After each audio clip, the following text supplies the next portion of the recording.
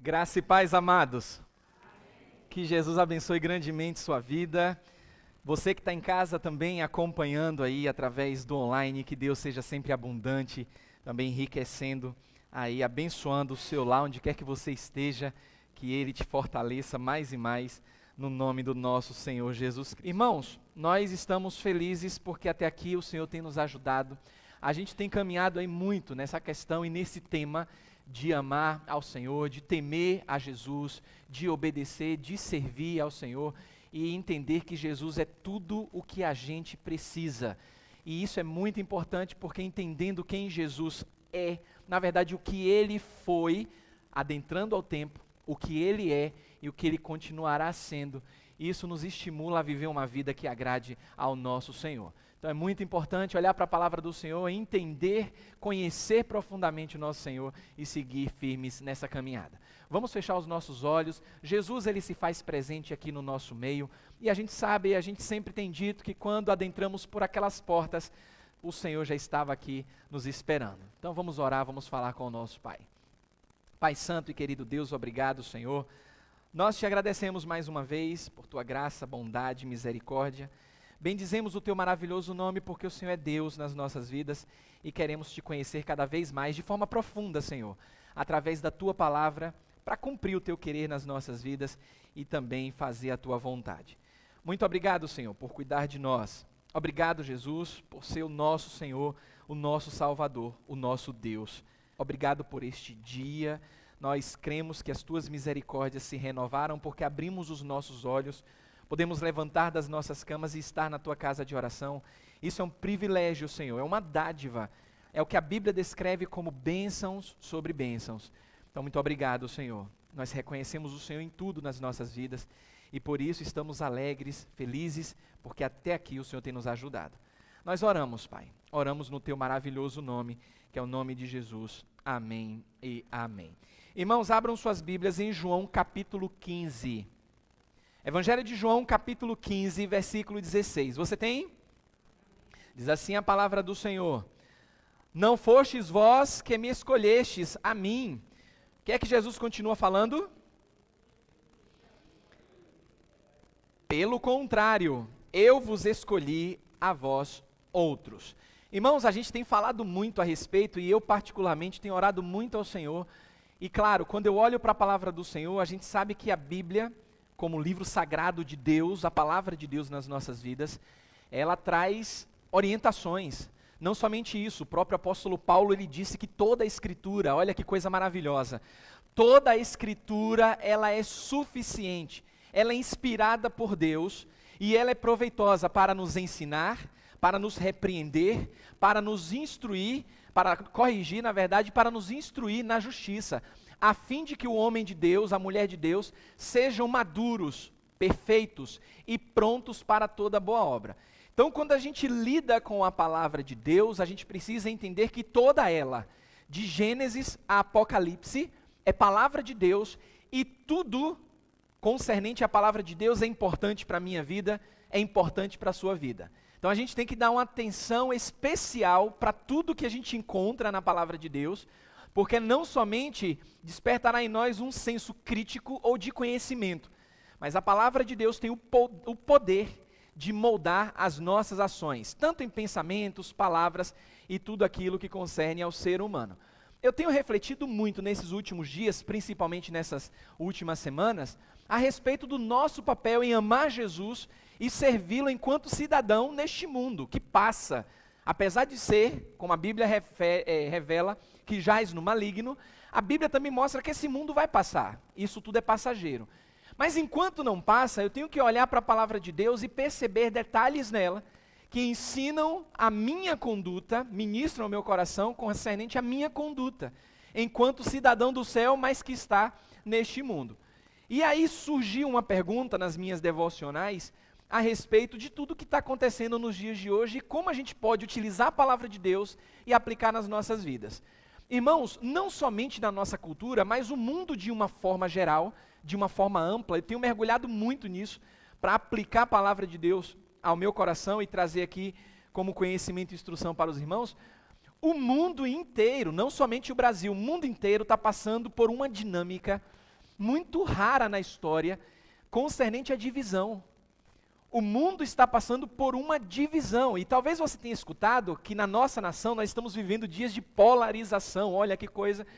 Mas olha, isso não compete apenas na nossa nação.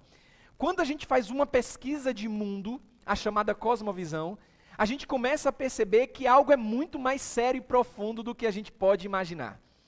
É surreal o que está acontecendo no mundo. O mundo, de uma forma dinâmica e prática, trazendo para os irmãos, o mundo está cada vez mais dividido. Certa vez, Jesus Cristo disse que um reino dividido entre si, ele não pode subsistir. Lembram de uma passagem que estavam perguntando se tudo que Jesus realizava concernente a milagres, se ele fazia em nome de Beelzebu? E Jesus disse que, olha, que um reino dividido, ele não pode prevalecer. A divisão, ela causa sofrimento, ela causa deteriorização. Se é que eu posso usar essa palavra, nem sei se usei certo. Mas olhando para a palavra de Deus, Deus ministrando ao meu coração e trazendo a luz das Escrituras para os amados irmãos, e querendo servir, amar Jesus, temer e obedecer, como é que a gente pode lidar com tudo o que está acontecendo no mundo em termos de polarização e divisão? E aí, claro que eu não posso ficar apenas com a pergunta retórica, eu tenho que perguntar para os irmãos, e você vai pensar aí no seu coração, como você tem lidado com pessoas que pensam diferente de você. Reflita aí, você que está em casa, você que está acompanhando, pare e pense um pouco. Como você tem lidado com pessoas que pensam diferente de você? Porque quando a gente olha para a palavra do Senhor, não sei se você já reparou, a diversidade que havia entre pessoas, e no meio do corpo de Cristo, Ele em carne, quando recrutou essas pessoas. Por isso que eu fiz questão de começar aqui com o Evangelho de João, mostrando que não fomos nós, nem os discípulos, que escolhemos a Jesus. Mas Jesus Cristo disse que Ele fez o quê? Você leu aí. Ele nos escolheu. Vocês já notaram que dentro dessa escolha de Cristo, cada um dos 12 tinha uma personalidade diferente? Que Jesus nessa escolha, Ele não escolheu e estabeleceu um padrão nessa escolha. Jesus escolheu homens que tinham diferentes personalidades. E aí eu comecei a puxar durante a semana na minha devocional, fazer um paralelo nessas personalidades, e cada vez que eu faço isso, eu me surpreendo com a palavra do Senhor. Pedro, por exemplo, a gente pode até falar que ele era o considerado aquele que era impulsivo. Mas olha, amenizando um pouco a personalidade de Pedro, a gente descobre que ele era extrovertido. E sempre disposto e pronto para dizer o que vinha na sua cabeça. Era essa a personalidade de Pedro, ele estava sempre pronto para reagir. Mesmo assim, Jesus o escolheu.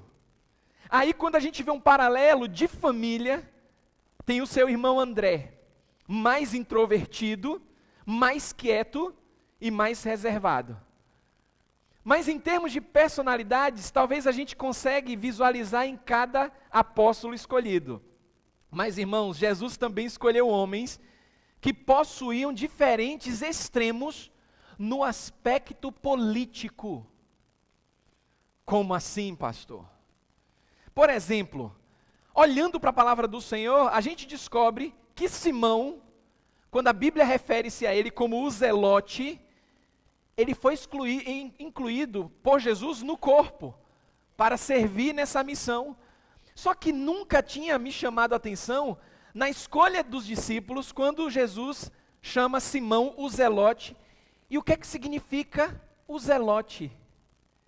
E aí eu olhei para a palavra do Senhor, busquei alguns livros de história e descobri que Zelotes nada mais é do que a ala mais radical de um partido político que Jesus combatia na época.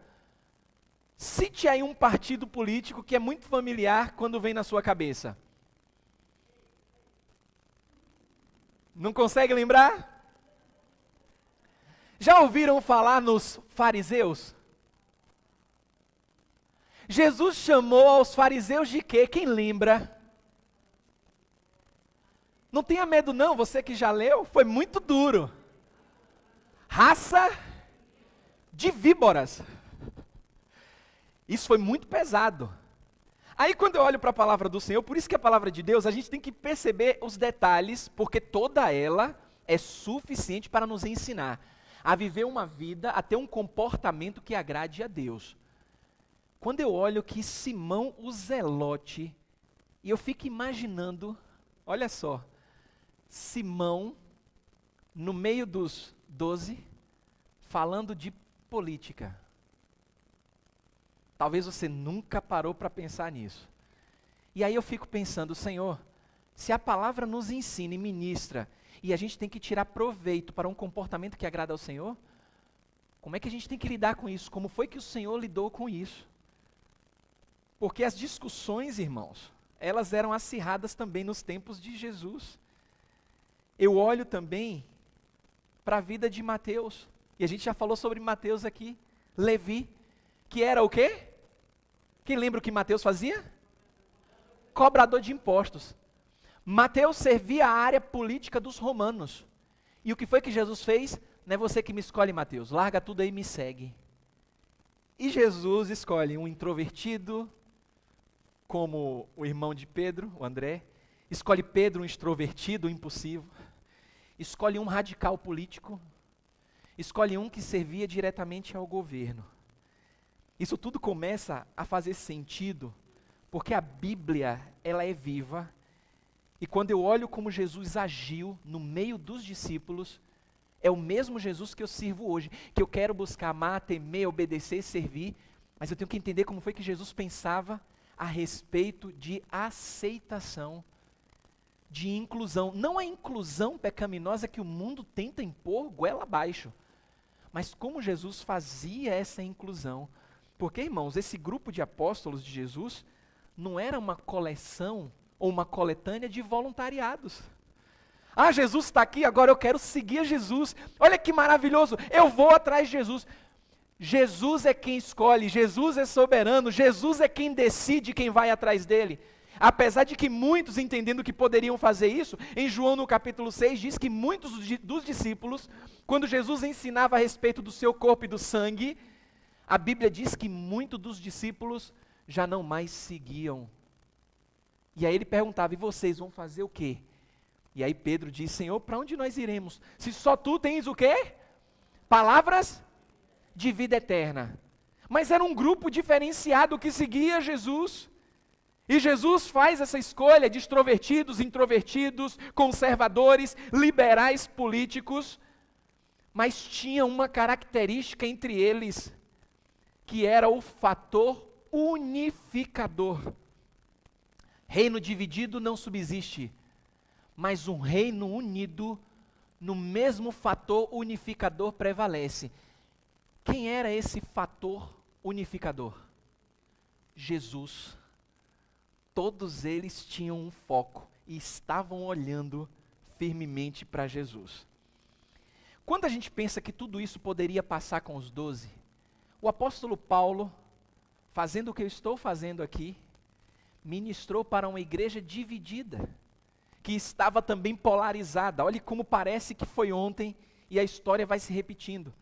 Porque Paulo, quando vai ministrar em Roma, ele encontra uma igreja formada de pessoas que tinham diferentes convicções.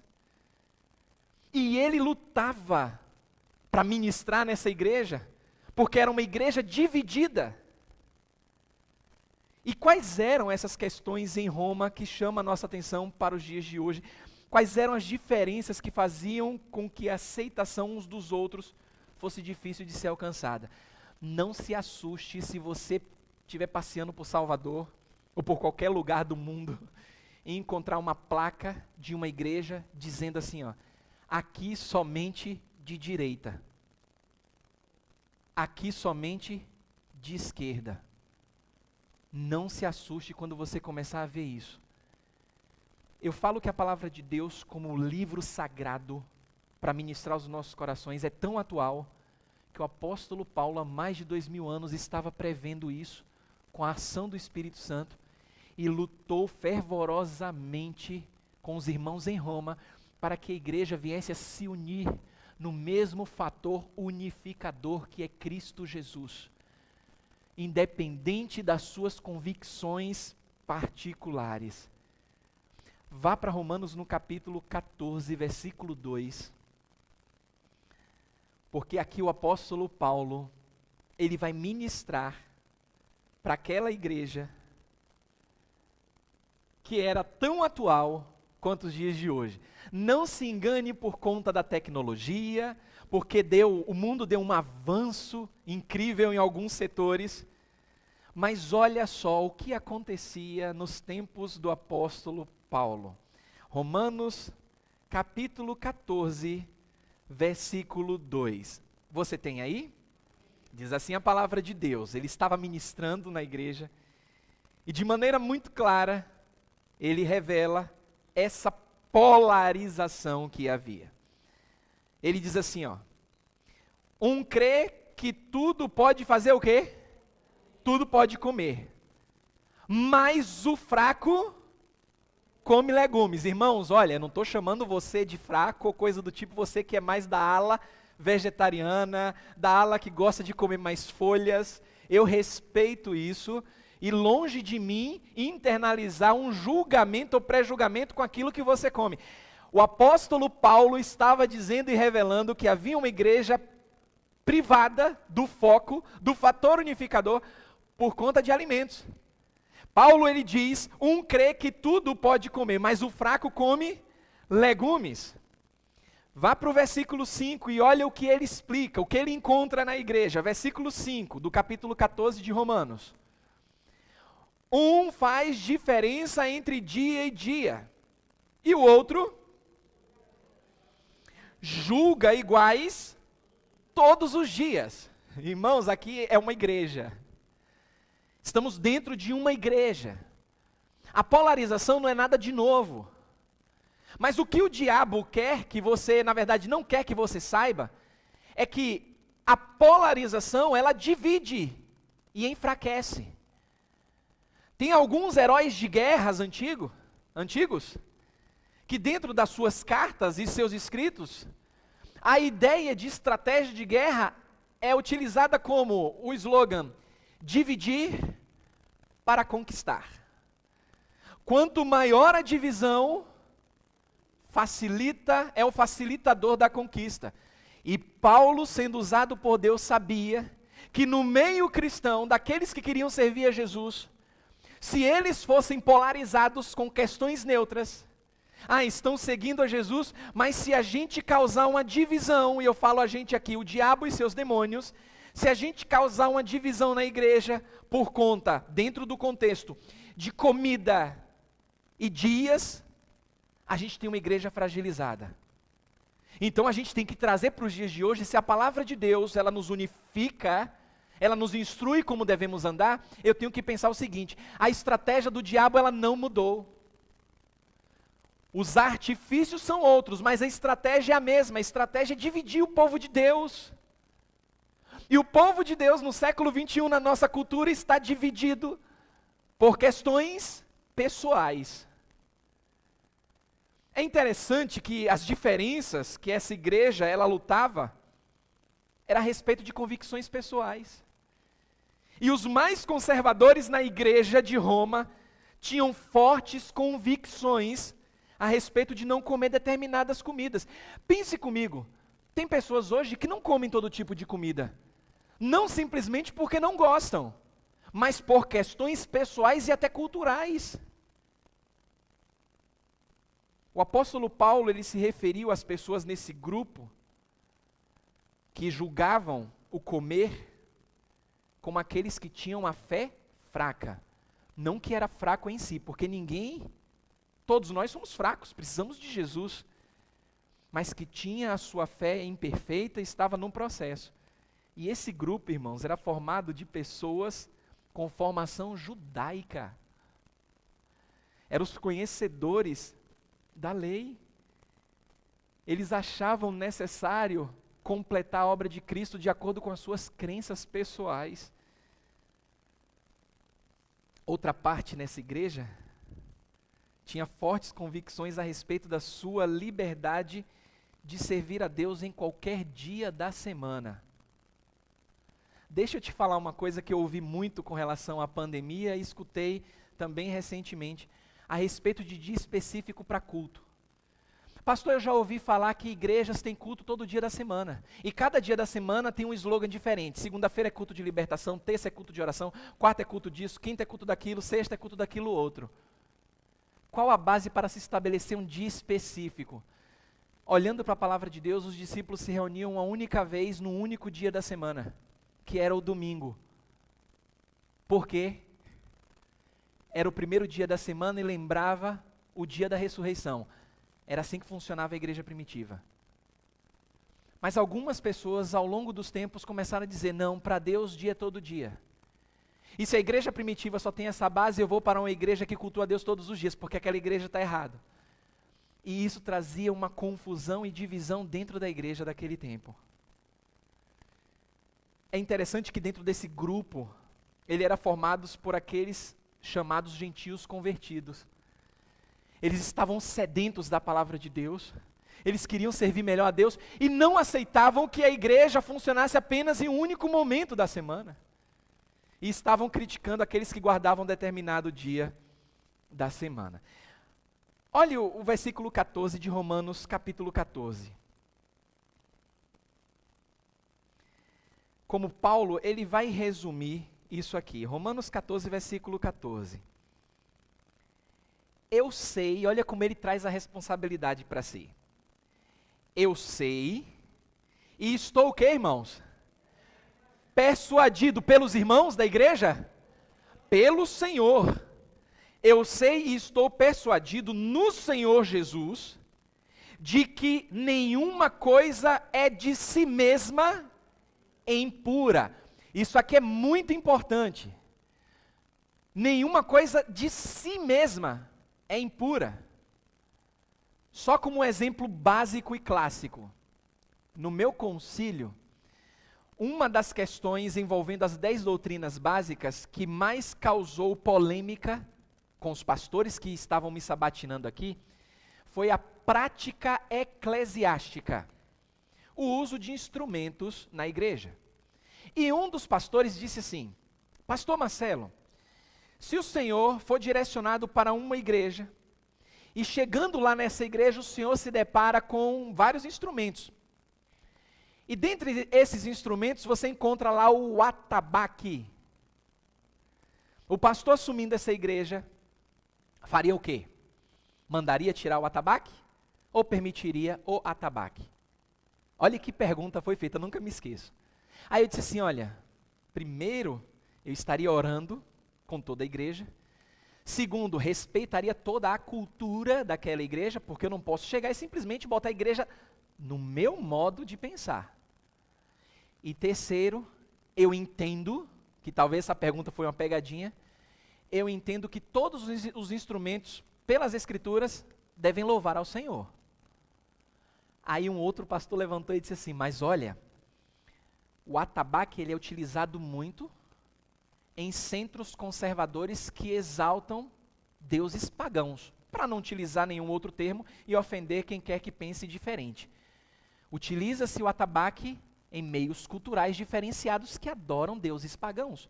Aí eu disse assim, o problema não está no atabaque.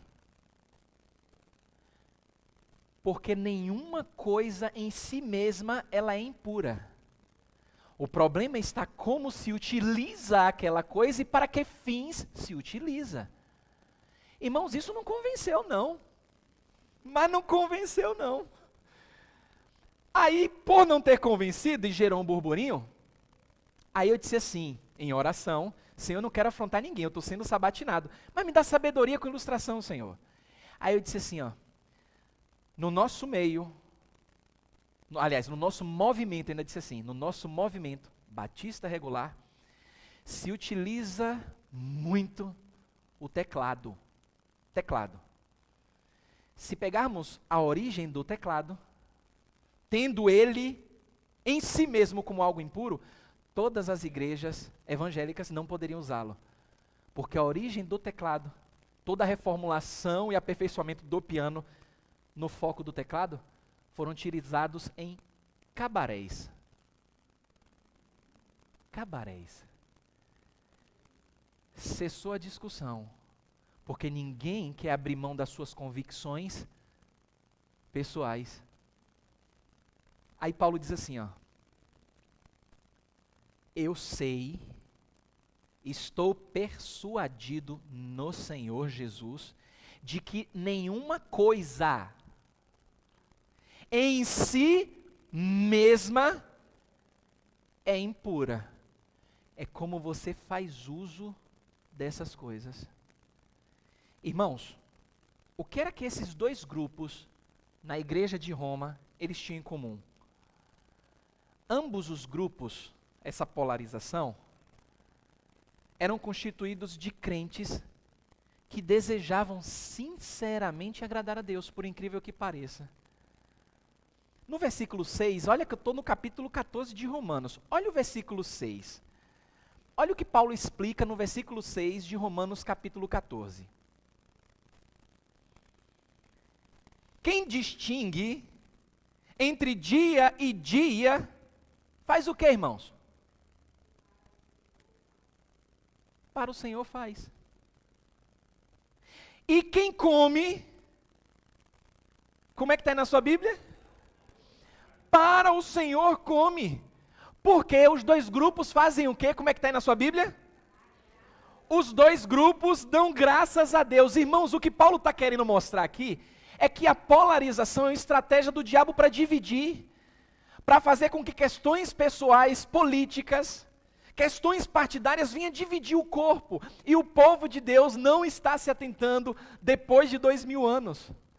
Porque pense comigo, irmãos, o que nós estamos vivendo é um pensamento por conta de algo particular e convicções de um lado e a mesma coisa do outro.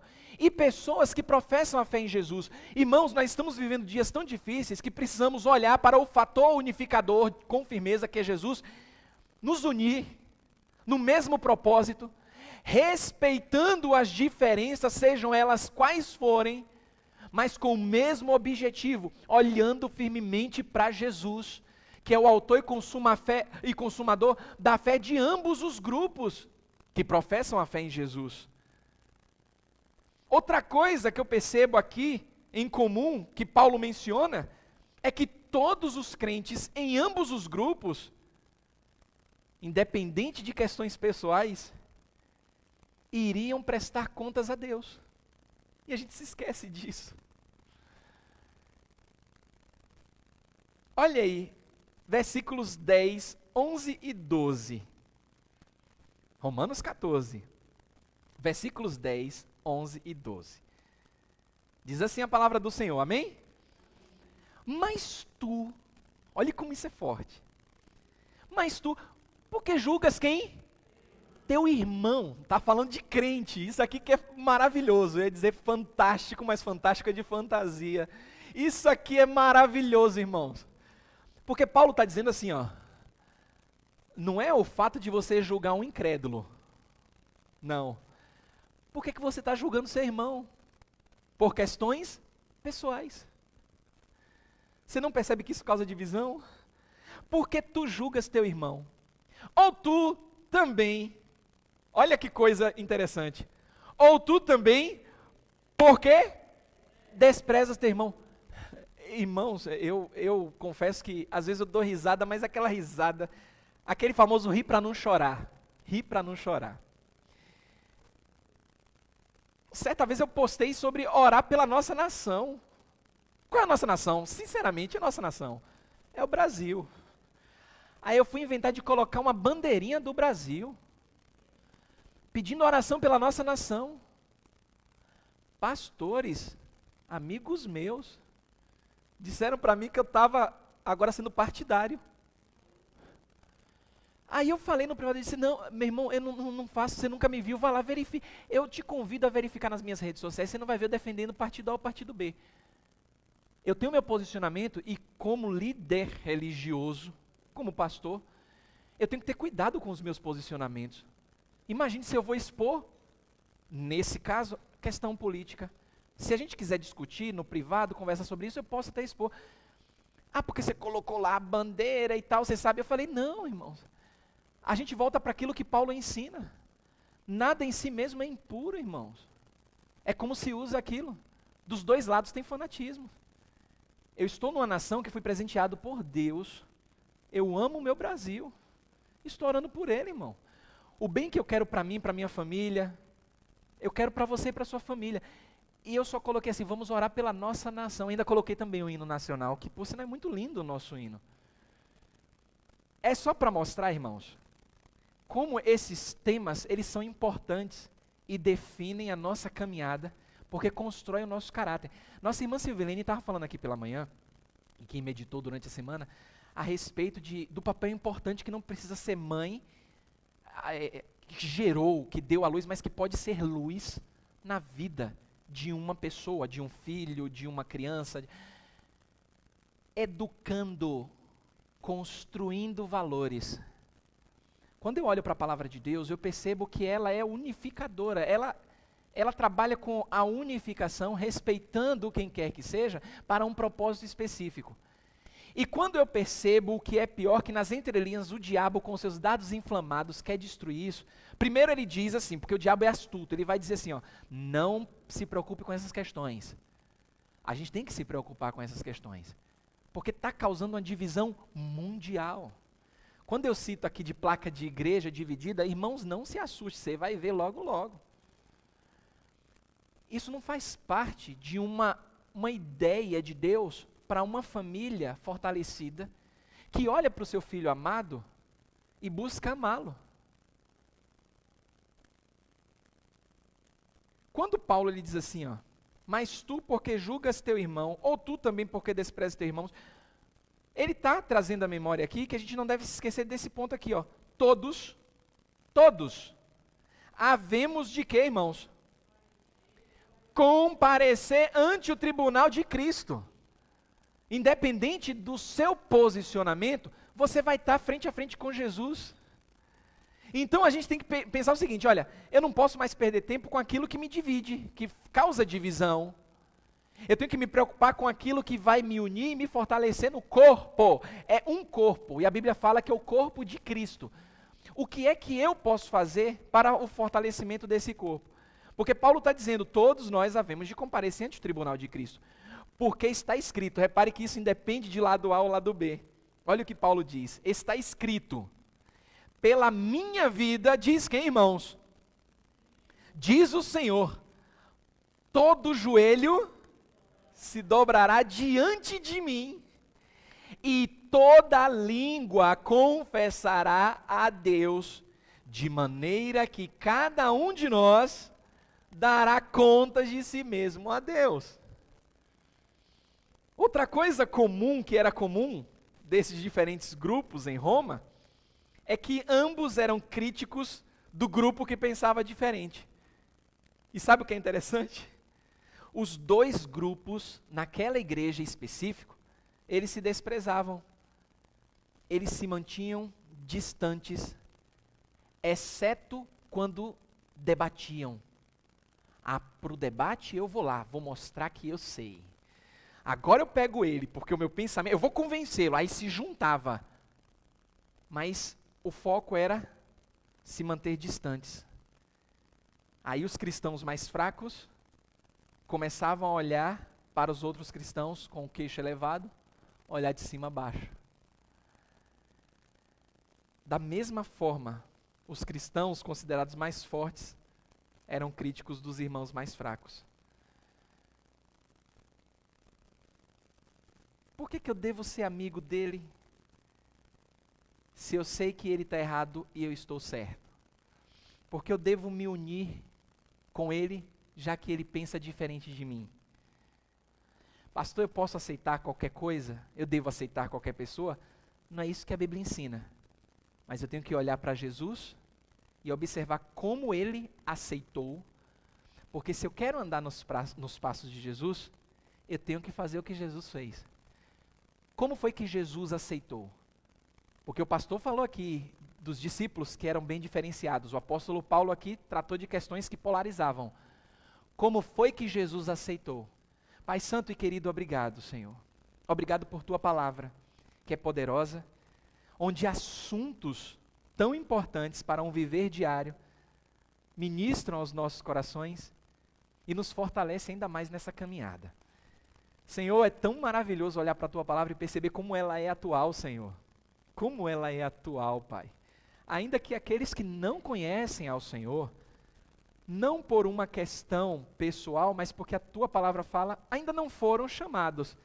Mas não temos dúvidas que o Senhor está recrutando pessoas em todas as partes do mundo, chamando pessoas. Então aquele que ainda não foi chamado, quando for chamado no teu tempo, abre os olhos, dá entendimento a mostrar que aquilo que nos une é muito maior do que as nossas convicções pessoais. Porque o foco é Jesus e Jesus é o fator unificador. Mas, Senhor, ministrando aos nossos corações, nos faz entender que isso é urgente para nós. Porque Satanás está se aproveitando, Senhor, de uma fragilidade humana para dizer que lado A e lado B estão certos nas suas convicções, quando estão se esquecendo de olhar para aquilo que é mais importante, que é Jesus. Então, Pai, nós te pedimos na simplicidade e no poder da Tua palavra, fortalece o nosso entendimento, para que esse caráter do céu, porque isso aqui é caráter do céu que está sendo forjado aqui na terra, se fortaleça ainda mais, Senhor, porque estamos passando por provas, isso é verdade, mas não nos cansamos de lembrar o que a Tua palavra reforça. Em meio a essas lutas e provas, somos mais do que vencedores em Cristo Jesus, nosso Senhor.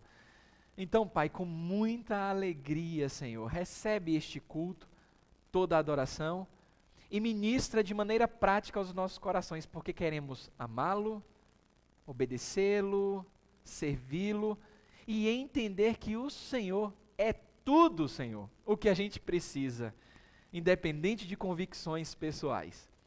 Te amamos, Senhor. Te amamos porque o Senhor nos amou primeiro, e independente das nossas personalidades, assim mesmo se entregou por nós numa cruz. Obrigado, Pai, pois é nesse nome maravilhoso de Jesus que oramos. Amém e amém. E que Deus abençoe grandemente sua vida, e você que nos acompanhou do seu lar, também Deus te abençoe.